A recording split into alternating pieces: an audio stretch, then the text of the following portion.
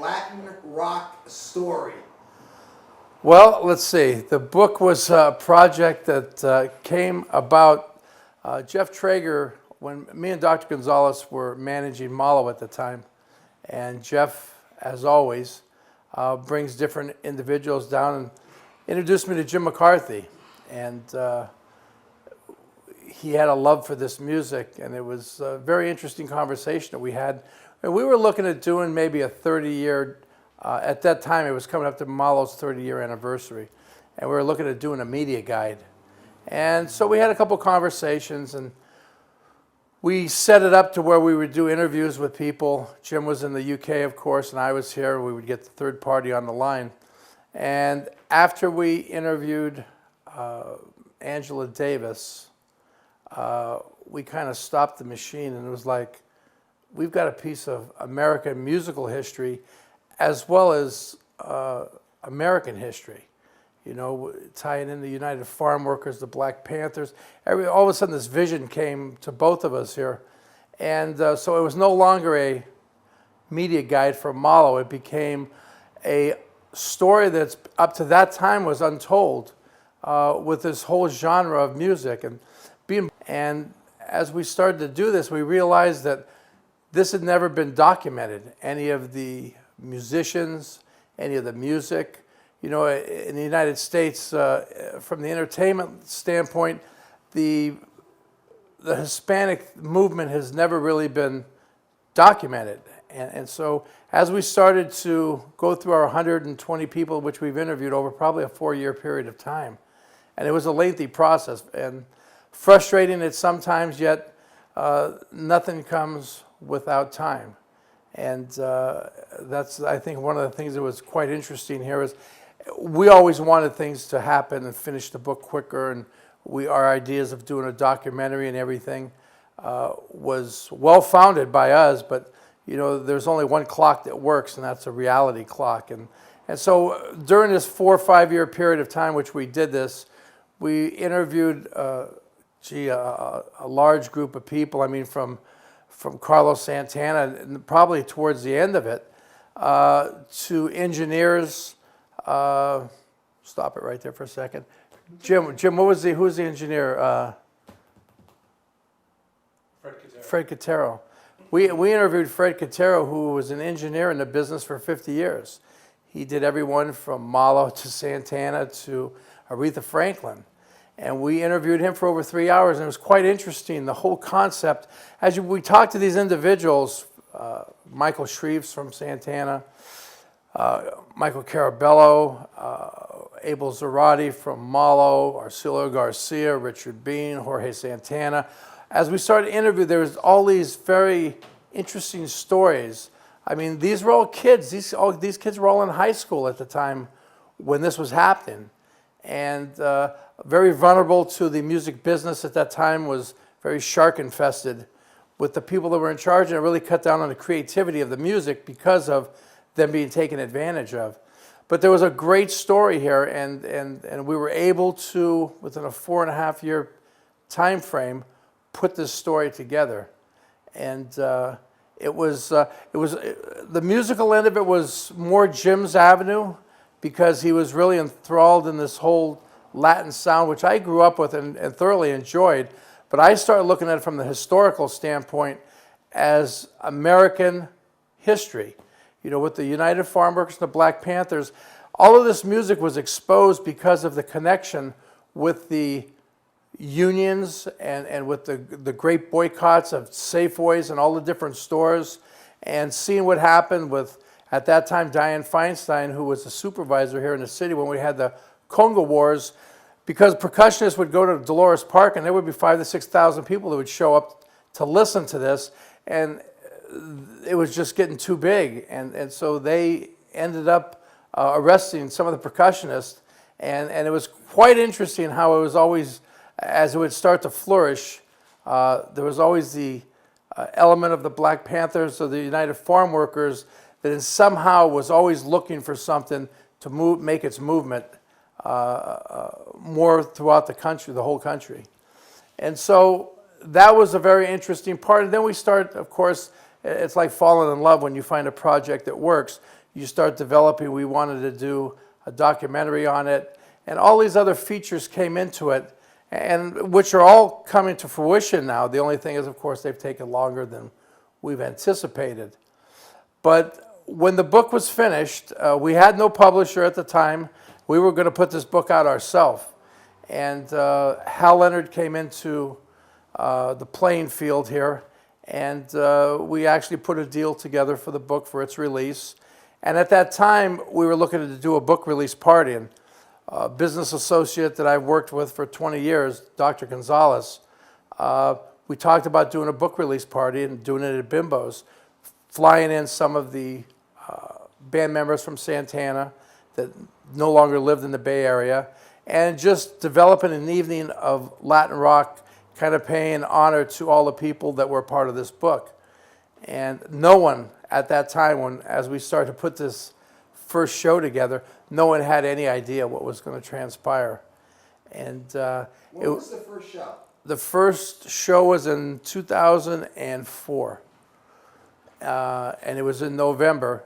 And Herbie Herbert, who started off as a roadie for Santana and moved on from there to manage Journey and actually walked through the whole Santana debacle as it kind of moved on to its own entity when Journey started.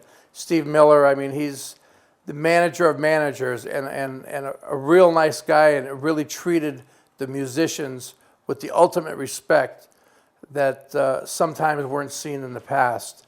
And it was funny because that first year Carlos was not available to come to the show. And Greg Rowley and Michael Shreve, Carabello, we had the original Santana band up there, and of course they brought Neil Schon in to play guitar. And Michael Shreve had no idea what was going on. I mean, these guys were pretty dumbfounded up there on stage. The only thing we had backstage was water and towels, hot water and towels. And Carlos sent Rita Gentry, who was his private assistant, to go see what this whole thing was about. And Carlos was wonderful about doing the interview and doing the forward for the book. And the whole Santana management company, from Kitson King at that time, who was Carlos's sister-in-law, who ran the office, and Rita, Adam Feltz, they really kind of took us under the wing and helped us out, and very gracious in how they dealt with that. But Rita came to the show and reported back to Carlos that they kind of have what we lost a long time ago, was with that magic from the 70s. There was a magical feeling. Lydia Pence from Cold Blood, Arcilio Garcia, the guys from Malo. I mean, it was like going back in a time capsule back to the 70s. Nobody was talking about money. Nobody was talking about, I need this backstage. And it made it a very eventful evening. And also the fact that at this time, the age group was in their 40s and 50s. And people were going out, not usually going out in the evenings. And it became a really eventful evening for all the older people that were no longer going out to nightclubs. And it was a scene that night. And until this year here at the Warfield, the show has never been open to the public. It was kind of a private show. We sold the tickets through Dr. Gonzalez's dentist office, and Jeff Traeger and myself. 30 seconds. And so it was very historical evening. All right, you know what, Ronnie, give us again a little bit more about the process that you and Jim went through, sort of a condensed story about that 4-year process of putting the book together, how both of you worked together, and then as a result of getting the book, writing the book and having it published, how that's translated into 4 where we're at now. Incredible shows, and leading up to probably the biggest show of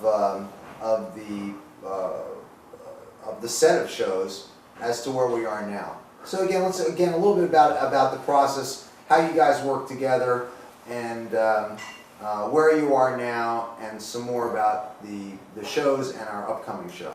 Well, the recipe that me and Jim created in doing this book was also very interesting, because Jim would do all of the background work as far as the musicians and the people, and I would hunt them down and find out where they were at. We kind of had it as like a detective agency. And then we were able, as we started to do this process and people started to see that this was something that was really going to happen, they started to all of a sudden say, hey, you know what, we've got some photos. We've got some photos that maybe you guys would be interested in. And Herbie Herbert was a perfect example. Herbie, when we first spoke to him, said he had a half an hour of time for an interview. And then, of course, it was like 20 lunches, 30 dinners, and 100 times over his house, because this was a part of his life that, and a lot of these guys that become quite successful today, but at that time were very young and at the beginning of their, you know, their run at this music here.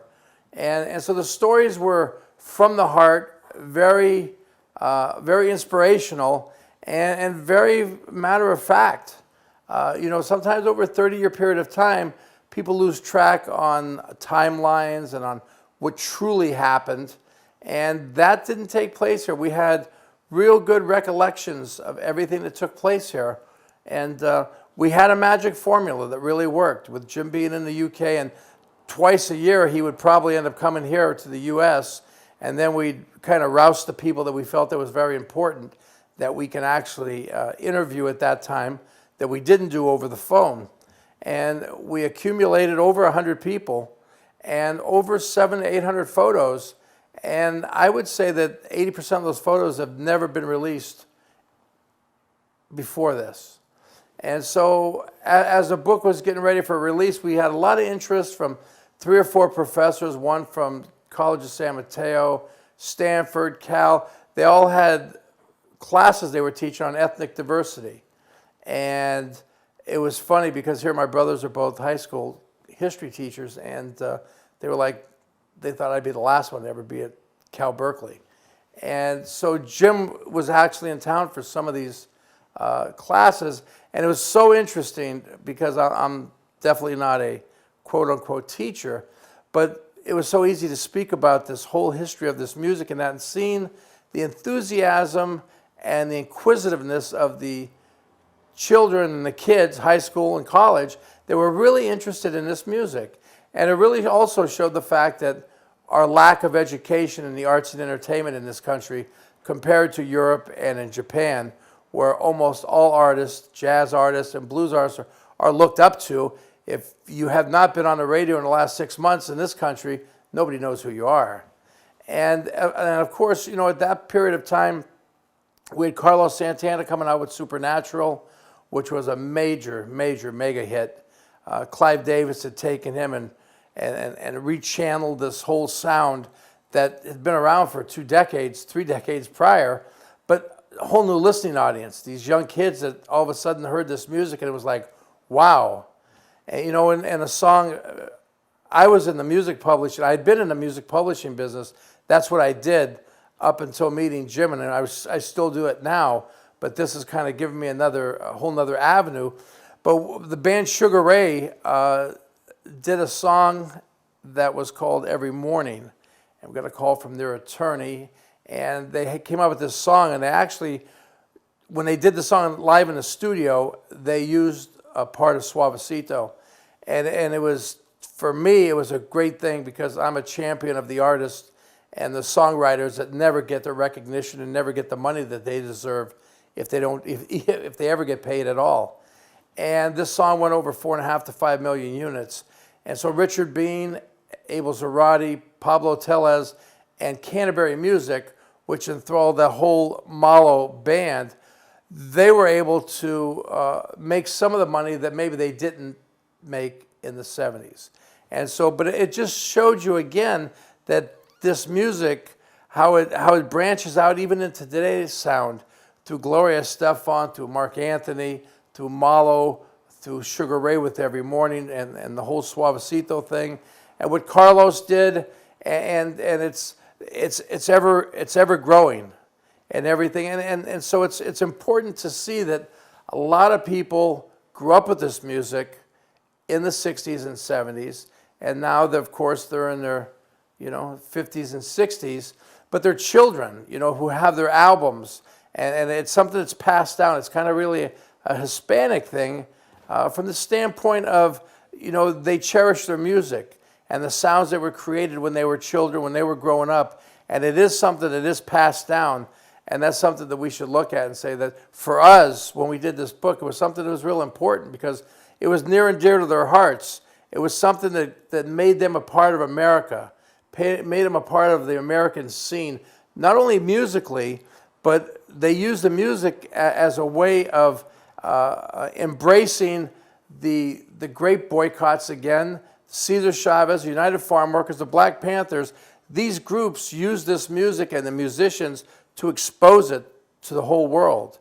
And so that's how it enveloped, and not only in the musical end, but also in the political end. So when now that you guys did the book, you got the book out there, got the book published. When did you when did the first opportunity come to actually do a live show to support the book? Well, it actually started before the book. Excuse me.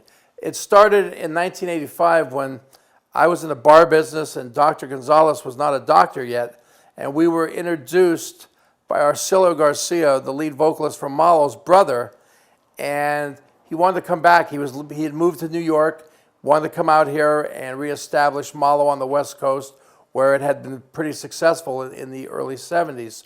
And so we ended up doing a show at Fort Mason, and it was Malo, The Return of Malo, Pete Escovedo, and Tower of Power. And that was my first encounter with Dr. Gonzalez, and with business-wise being a part of this music, the Latin music scene. And sorry about that. And so from that standpoint there, it opened our eyes to the fact that there was a large contingency of people that really enjoyed this music. And again, being born and raised in San Francisco, we looked at it, we kind of took advantage of that fact growing up with it. And again, I think Jim brought a whole different aspect to this, being from the outside, and had this love affair with this music, and really looked at them and had a lot of questions that we just never asked because it was about the music for us. But he wanted to know about the people that were behind the music, where they came from, and all these different names and things that we maybe thought about for a moment, but he actually followed through with. And it made the whole process of doing this book an educational thing for both of us. He learned probably the educational end of what the Mission District was about, and about what the historical element brought that he probably wasn't familiar with. And he probably opened a lot of eyes to a lot of people locally here that were born with this music, but really didn't look at it through the way that he did. Was the first show the first time that you guys were able to meet a lot of the people that whose story you told in the book? Was that an event where it brought a lot of the work and the research and time that you've done in the book into realizing an actual event? Well, it's funny because Jim's whole process here of how he ended up getting to America was pretty interesting to begin with. I mean, here was a guy that out of the blue got a phone number from Michael Shreves from Drum Magazine, and just called him, and next thing you know, he's talking to Michael Carabello, who's saying, yeah, come on to California, and of course he did, which I don't think that anybody expected. So he followed through with a lot of things that we only dream about doing, and he followed through with it by actually doing it.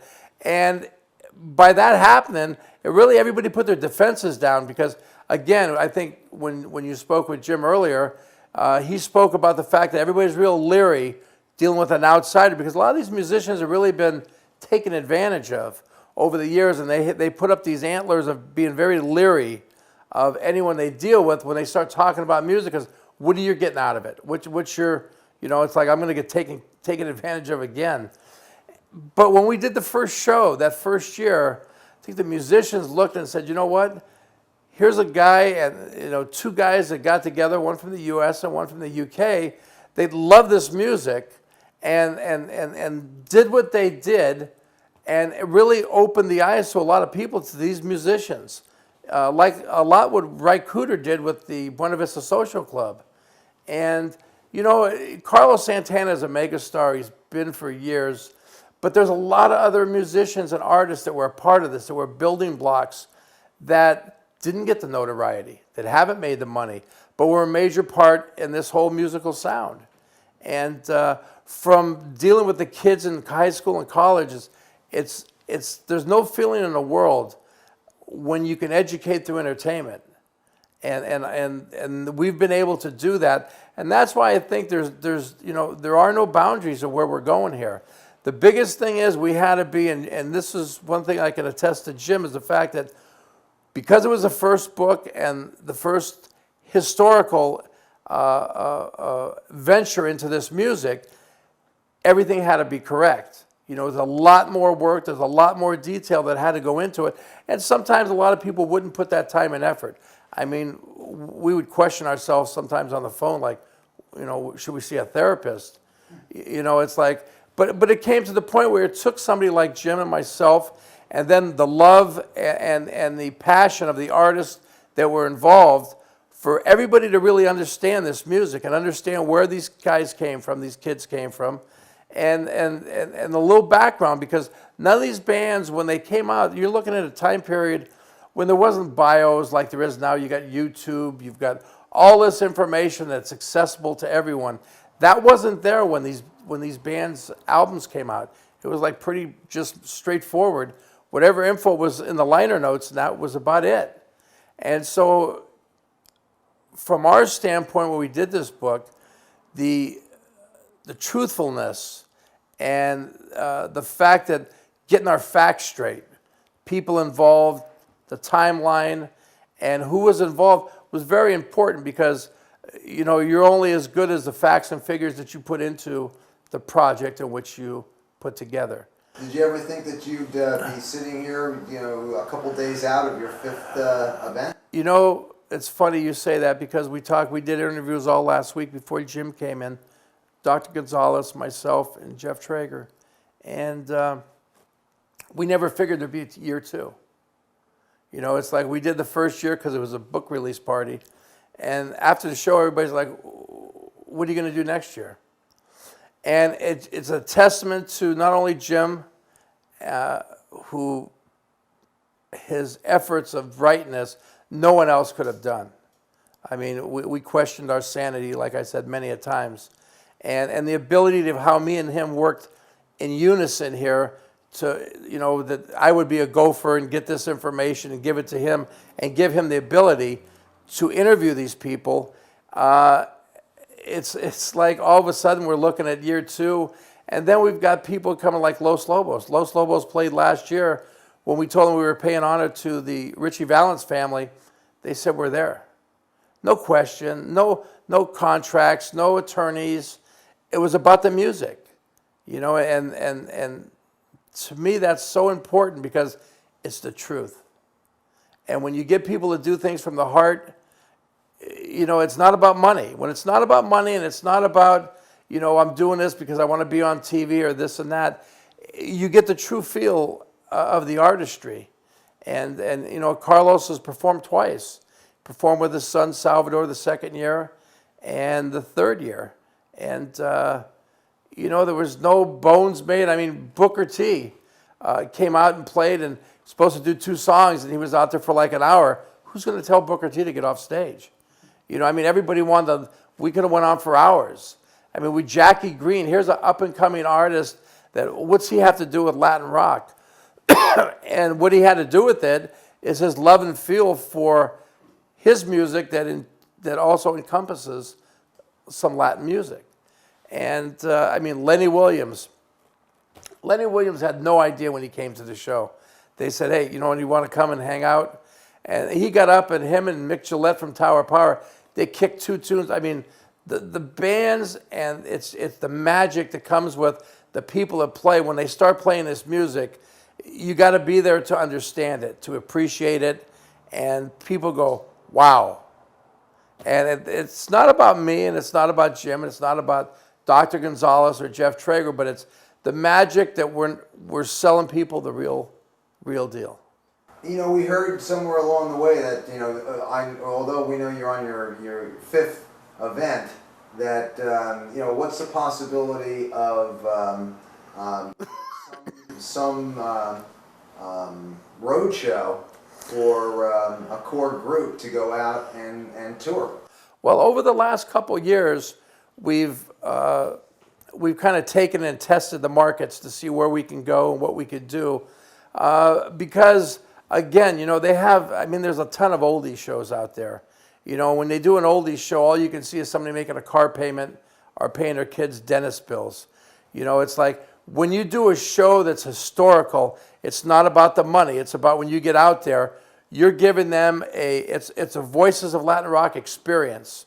It's the experience of not just Carlos Santana, not doing just, tunes and hits from other bands, but it's the creation of the music and being able to let the people experience it through the percussion, through the drums, through the horns. And when they see the passion through the musicians, man, you don't need a salesman. And so we've worked it.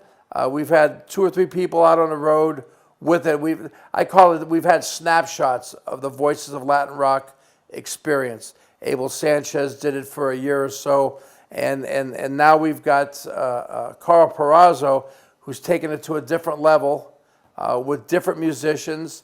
And it's just developing. It's like a child, from 3 years old to 5 years old, and all of a sudden it's 15 and 16 years old now. It creates a life of its own, and it creates its own feel and own sound.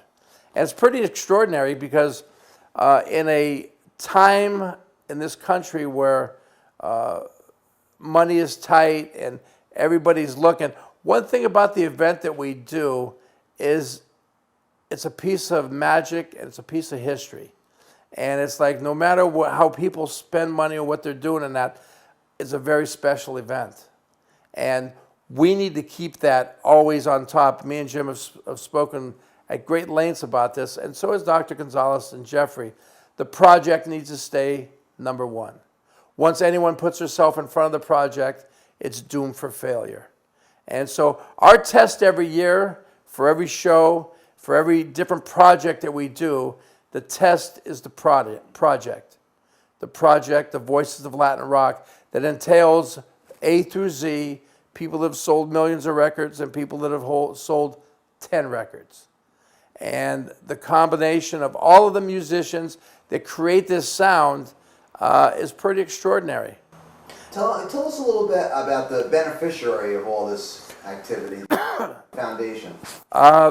When we started this, Dr. Gonzalez's son is autistic. And he said, Ron, I said, look, we're doing this book release party. We're not looking to make any bread. We're just looking to get the book out there. And he said, well, how about if we do a benefit with the proceeds going for autism awareness? We're not looking at and finding a cure for it because we can't generate that, but just the awareness to people and realizing it was pretty funny as we started to develop this, and it's turned into a foundation called Alex Speaks, and that's Dr. Gonzalez's son, is the fact that 3 years ago, it was 1 in every 169 children that was diagnosed with autism. And from then to now, it's 1 in 156 children that's found to be autistic. And they find it now through the Boston Medical Journal that it's not genetic. So it has to be in something in which we consume as consumers or through the air or whatever it is. But it's something that's important, and it touches a lot of people's lives. Not only the children, but the parents, uncles, aunts, and everyone else. So it's become a real savior from that standpoint. We've done great things with 4 or 5 different schools in the Bay Area where they've received over $10,000 to $15,000 on a yearly basis from our show, in which helps and educate and helps work with autistic children. And to us, it's pretty important, not only because of Bernie's son, but because we find this also when we've done some fundraisers for Mission High School, where a lot of the musicians from these bands went to. And it's, you either help in educating and helping these kids, or we spend a lot more money in incarcerating them. And so from our standpoint, it's much it's much more beneficial to help them on the educational end. So what are you thinking about this year's show? What are you excited about for this year's show? Man, you know, every year it's magical, and Jeff Traeger, who is one of our, Jeff's been in the record industry for over 40 years. He started with Blue Thumb Records, and first act he worked with was Ike and Tina Turner. And every year he's on the phone, and he's on the phone as who is he talking to? And I say the Christians have Jesus Christ, we've got Jeff Traeger who walks on water. He just knows where the rocks are. And last year he brought George Clinton and Sly Stone in, and he's had Booker T, and so he's always got something up his sleeve. And that's one of the things that makes this event so interesting and special. We never know who's going to show up. You know, there's always the usual suspects, but then there's always that curveball that comes from left field. And the biggest thing is it's done in the spirit of the music.